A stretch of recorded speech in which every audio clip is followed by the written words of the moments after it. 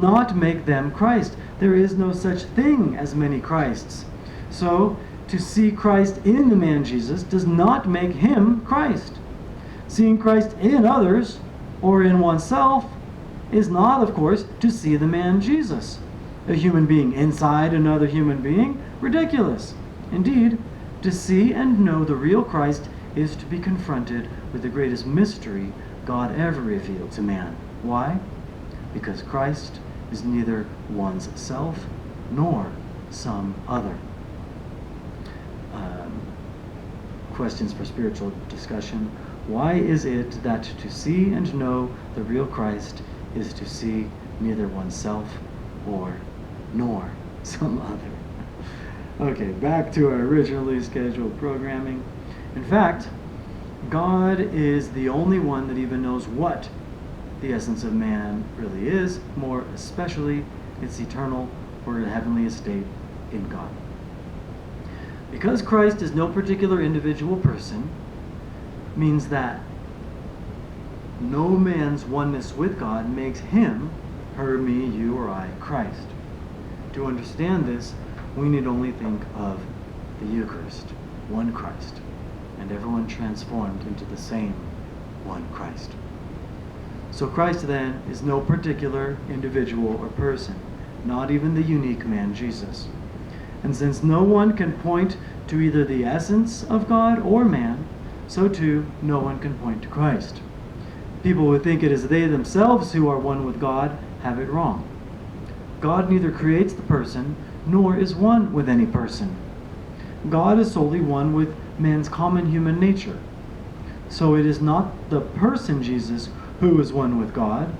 The bare essence of human nature is no who, me, you, etc., but a what man is. This is, of course, through the Logos. Those are my words. This essence is prior to being an individual who. Paul knew this when he said, "It is not I who lives, but Christ." He never said, "I am Christ," or "I am one with God," or even, "I am one with Christ." Simply put, Christ is not a who. Someone is. Rather, Christ is the mystery of every man's eternal oneness with God. So when Cyril said a nature that appeared was seen in one individual, the reference was to the fact every human being comes into this world one embodied individual being. That every human being appears, is seen as one individual, defined by Aristotle as a numerical one, means that you can count individual beings, but can never count human natures. So any reference to a particular human being would not be a reference to his common human nature, but solely to his being an individual person. God, however, creates no human person. It is by the exercise of his own free will man becomes his own unique person. God, after all, did not create the persons Hitler or Mother Teresa. It was they themselves who were responsible for the unique persons they became. The idea God creates particular persons is the notion of predestination that robs man of free will. And there's, of course, a distinction between predestination and double predestination, which he doesn't get into, which you can have fun with if you want to, but we don't need to. Anyway, I don't even know why I mentioned that. It is because there is only one human nature and no particular human nature. All references to the man Jesus are references to his unique person and not references to his human nature, which was no different from that of any other human being. The reason Cyril emphasized Jesus was not a person was to avoid any notion Jesus pre-existed the Incarnation, as if God had merely adopted him as his special son. That whole adoptionist theory. I guess that adoption would have had to have happened, this is me speaking, before the birth, which I don't understand the point she's making here. At the same time, however, Cyril left the door open for a false understanding of Christ. Instead of considering the man Jesus as his own unique human person, he made Almighty God, the Logos, a human person instead. that God is the person who Jesus is, God's own self-identity, subject, etc., is a piece of Orthodox Hinduism. The idea God is a person, a subject, self, who, I am, all the rest, is simply making God into man's own image. And any Christology based on this idea is false. To think God is a human person or that man is a divine person is the definition of anthropolatry, idolatry. Anthropolatry, that's how she pronounces it, is the worship of God as man, as is still done in the Shinto religion today. In all man's Christologies, there could be no greater error than thinking God is a person or three persons. And do not think for a minute this notion, the Trinity as three persons, was the view of all the fathers. Certainly not those in the Antiochian school of thought. Sorry, it's probably Antiochian, not Antiochian. Antiochian. We'll have lots of pronunciation battles if you want.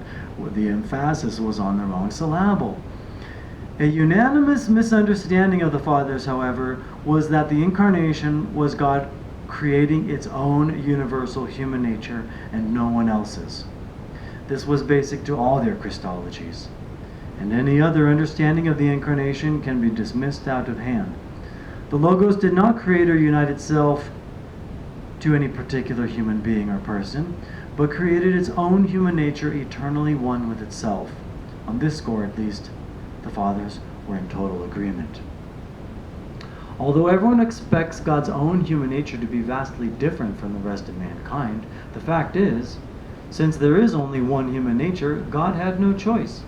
Either God creates some other kind of being, or sticks with the human nature God created in the first place. Here's a very positive notion of human nature.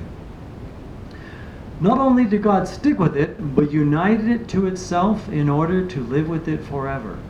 Human nature then could not be all that bad. Indeed, this is exactly what the Incarnation is telling us. Not only is mankind not that bad, but rather it is of greatest worth to God. Still, for some people, accepting their human nature is not always easy, which is why God's taking on human nature should raise one's optimism to the heavens. Appreciate what a marvel man is and how loved he is, despite it all.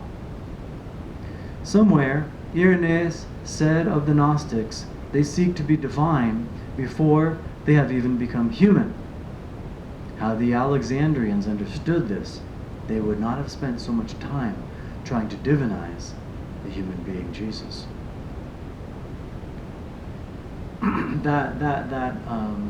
That phrase, seek to be divine before they've become, so they don't embrace their humanity. When God embraces our humanity, warts and all, yeah, we think we're holier than thou, and we don't embrace it when God does. While all the fathers adhered to the universality of human nature, the problem remains. Who really knows the universal essence of human nature? As Origen pointed out, man doesn't even know the true nature of matter, the physical body, much less know the true nature of the soul. This is why no one can really point to man's bare human nature or essence. All they can point to is this or that individual person, point to who someone is, some particular subject. God, however, assumed none of this. We are given nothing to suggest that God did not regard his humanity as his own. He had his own will, mind, awareness, action, speech, all the human faculties, along with every kind of human need. And there is nothing divine about human nature or a human person.